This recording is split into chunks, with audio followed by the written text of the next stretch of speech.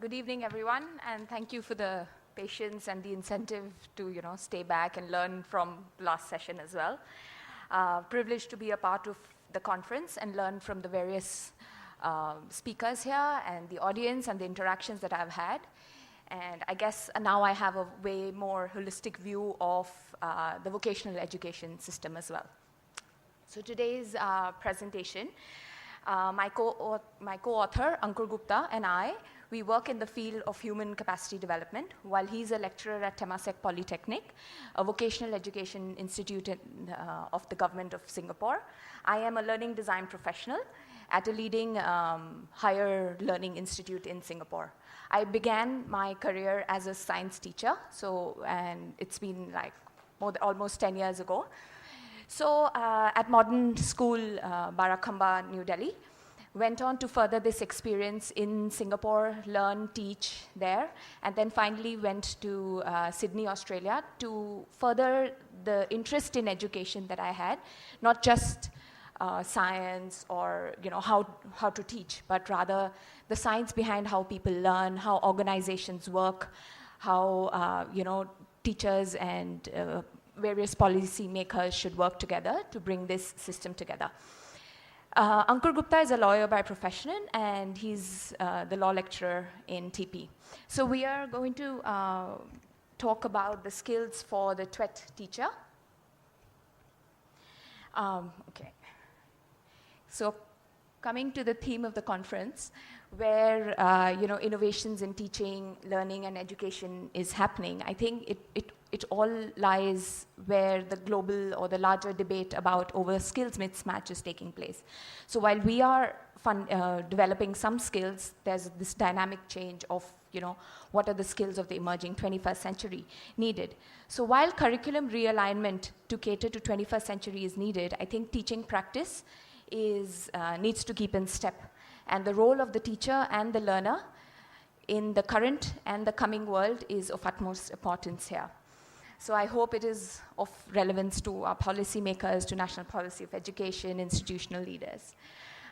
This is a short agenda of what I'm going to make you walk through. I'll discuss something about the Singapore response in the TWET sector and the abilities of a technology-enabled learning facilitator. So we call it a learning facilitator because this is not just the traditional method of talk shop or teaching, but rather how learning in a holistic view can, and a role of a teacher in facilitating this learning takes place. Okay, so I think it was also, I'm sure you all have come across the education to employment gap, where the graduate skills, it is not just in India. This is a McKinsey report from 2013, so which means it was there 10 years, 15 years ago. And the Future of Job of Skills report also says that, not just your foundational skills, but your transversal skills, your communication. Even though you might be good at your subject, if you don't know how to visualize your data or present it, I think you're not a professional ready for the market. Okay. These are what's interesting is that in 2015, while complex problem solving was one of the very important skill, what I see here is that analytical thinking, innovation, the active learning procedures and methods of working is what is needed for 2022. These are not just a list of skills. What is declining is any manual dexterity work. So that's what you need to reflect and think about. If it is that you're preparing your learner for any manual work that can be replicated, so is the effort valuable? And how aspirational are your learners, looking forward to your course or to coming to your area of learning? And how are your teachers going to take to it? And I think TWET is in a good place compared to universities. This is just my personal reflection, because people are not going for theoretical degrees or anything that is just giving you a lot of theory and maybe knowledge, skills, application, all in theory. So that's where if TWET has this advantage where you have this apprenticeship model, you have internships. So this is an added advantage, but for TWET to deliver, you definitely need, the system working together. You need your budgets, you need timely, skilled workers, your learners' interests, your infrastructure, and for sure the sensitization of your, ecosystem partners, your stakeholders. And I think in this respect, while I was listening, was that if your parents or your stakeholders consider TWET as a second-rate, degree, then the incentive to work would or learn from that aspect might not be there. Okay. So Singapore's response. So Singapore has evolved its TWET ecosystem over the period of 50 years, and it's constantly adjusting and is dedicated by, even though it's a yet highly susceptible economy. So people might think that, Singapore is all this developed and all. It actually, and I'm sure, yes, it is smaller than India. It is way smaller than probably it's the size of Delhi, 700 square kilometers.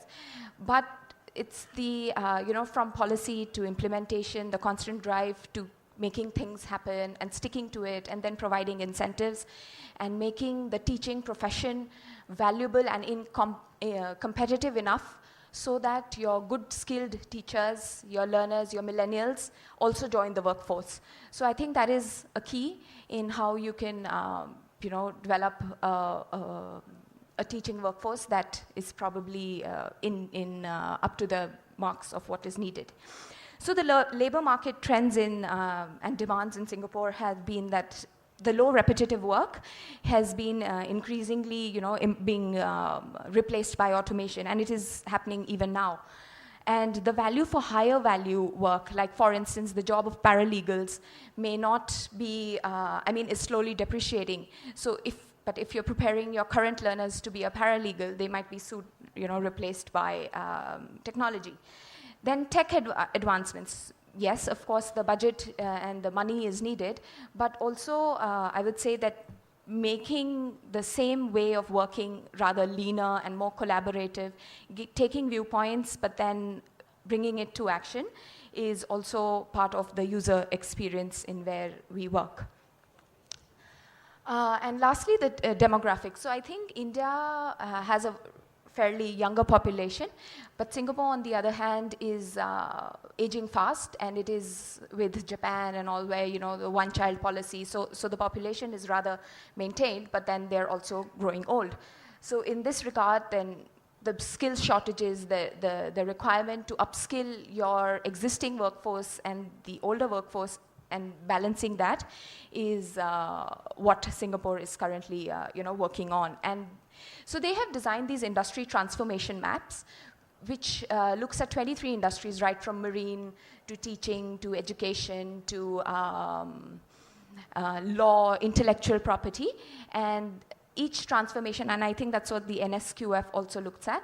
So these have their own skills future framework, their career pathways. So for instance, occupations, job roles, right up to the skill of what might be needed of a technology-enabled learning facilitator. Even the salaries of a tech facilitator, a courseware developer is mentioned there. So for me as a learning facilitator, I have this aspiration that, okay, maybe now this is this. So I can look forward to something, I can look up to something, and then you learn together with your people at your workplace, discuss this with your reporting officers, and how can you, move further. And finally, I think Singapore's also is focusing on emerging skills and existing skills. So in that, they are looking at, data analytics begins with me, or cybersecurity begins with me for the general workforce. So it is like maybe we all, kind of look at WhatsApp as our only source of information, or Facebook as our source of information. However, we know that, the neuromyths or the fake news is very prevalent. So how do you inculcate it in your workforce so that they're well informed? Okay. This is a short overview. The policy is available freely online and for the various sectors. I am only talking about the training and adult education skills and sector. So the overarching objective for the TAE was that, have this baseline assessment and baseline standardization for all its trainers, be it private, be it your government. So having a TAE framework, which is the policy stance, and there are, looking at the size and the population, which is maybe 58 lakhs of people, they have 40,000 private trainers and 3,000 training providers, but then ensuring that, there is this baseline, and then there's a constant update. So over the past 10 years, the ACPL, the Advanced Certificate in Learning and Performance, has constantly updated, which means that, so earlier even they were traditional. So because the entire education sector has, kind of looked at things and how can we make it better for the learner.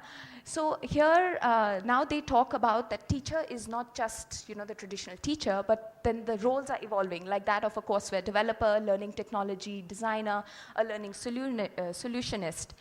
And these are roles that are entwined with the teaching profession. You do not need a policy person sitting and doing courseware development, because if the teacher is who's delivering is at the grassroots, then they know probably the best of what their learner and how they learn.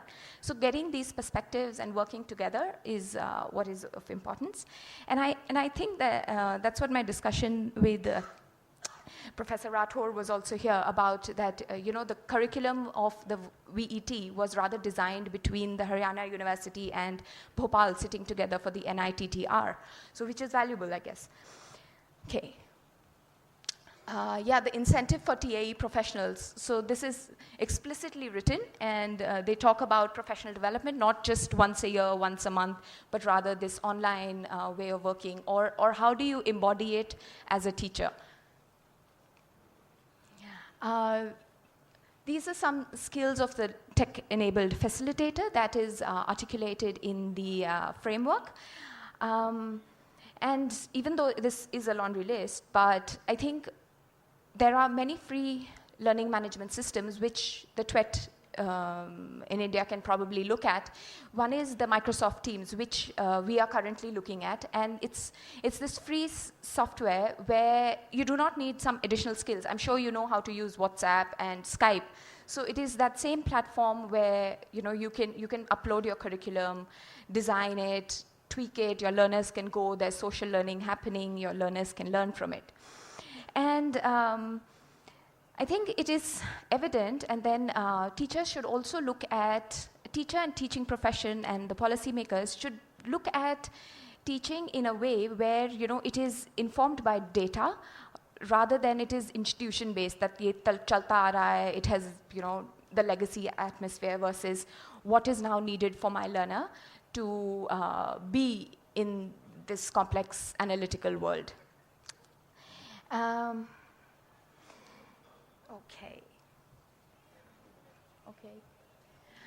This is as well written in your UNESCO and the various policies that were shared.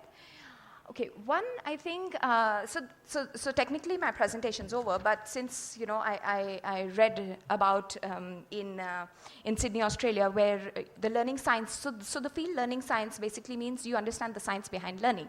So what does that mean? That basically means that, if it is learning by doing, it cannot be just doing anything. You have to deliberately design for failure, or you as a teacher have to deliberately design for this doing to happen in order for the required learning outcomes to be met. And then, it is what the teacher thinks of their learner, that informs their pedagogy. And let's take the role of the learner and the role of the teacher. So I think I've discussed a fair bit about it, rather interactions. So there are these learner-learner interactions. So do you allow that learners just work on projects, there are industry-coupled projects, there are problem-solving, and then your role is that of an outside expert, where you're just there to guide and ensure that, there is this overall policy or the curriculum that is there, and how is it mapping or meeting the graduate skills. This is where talking deeply, reflecting about what is the role of the learner, the teacher, because after all, it is the quality, it is not just that responsibility of our providers. It is, if you believe that you want to upskill yourself, you want to reskill, then you need to, make yourself aware of it. And this, I think it happened with me as well, because when I was a teacher, I wanted to upskill myself. just being a teacher was not enough. So, and how did I do it? Just reading, writing, talking to experts, joining LinkedIn, because that's where your professional, identity is. Yeah, that's, these are expert-enabled pathways rather than looking at, a talk shop. And you're the co-producers, the students are the co-producers. The students are not the consumers of knowledge. And you cannot just pour information into them, because they are now the millennials, the Z generation. You should leverage on them. Getting negotiated tasks and looking at socio-technical systems, at how these interactions can be made into reflective pieces, and what is the value in it. And rather than telling them to gain this experience, you're developing the capabilities in these learners that they are they're ready to fish on their own, or rather than giving them the fish, this is how you fish. So let them explore. And after all, I think it is how you market it and how you share your success stories, or what is the knowledge, the workplace readiness, the return on investment, which will eventually create a holistic system rather than just merely grades or assessments. And that's my last takeaway, which is that the first order, and I'm sure we are at different stages and we do it in different activities, that you are the teacher and telling, and then you have content, which is learning.